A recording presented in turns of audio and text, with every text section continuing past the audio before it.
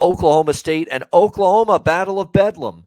We get this every year. Of course, these two teams facing off, the annual rivalry game. Usually this game's next week. Rivalry weekend is U.S. Thanksgiving, Black Friday weekend.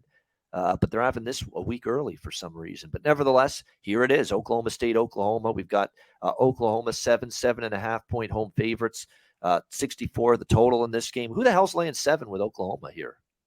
Are we kidding with this number? That's the first thought I had. And now we got Mike Gundy as a dog again, which all he does is coming through, catching points. Now, we don't know about Sanders, right? Sanders surprisingly got into the game against West Virginia, but it's like a day-to-day, week-to-week thing with him with that, undisclosed injury that he keeps on battling through. So, we're going to have to take it day by day throughout the week, see if he plays.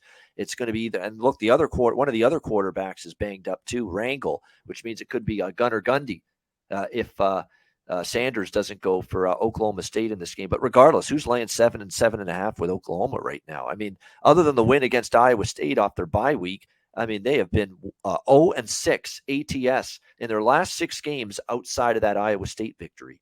I mean, the defense has been awful all year. And actually last week, the defense was a little bit better. The offense suddenly was hampered and only scored 20 points against a very weak West Virginia defense. Dylan Gabriel only 190 passing yards in that game, although it didn't help their cause either that, they left points on the board, missed kicks, turnovers a couple of times. So that is a concern for Oklahoma. But both sides of the football, week to week, not good enough for Oklahoma, in my opinion, to be laying this kind of number with them. Head-to-head series history, 37-33 for Oklahoma State last year. Oklahoma did beat them up big 2 years ago, but, I think last year's more of an indication of what you're going to see here. I think it's a close game either way.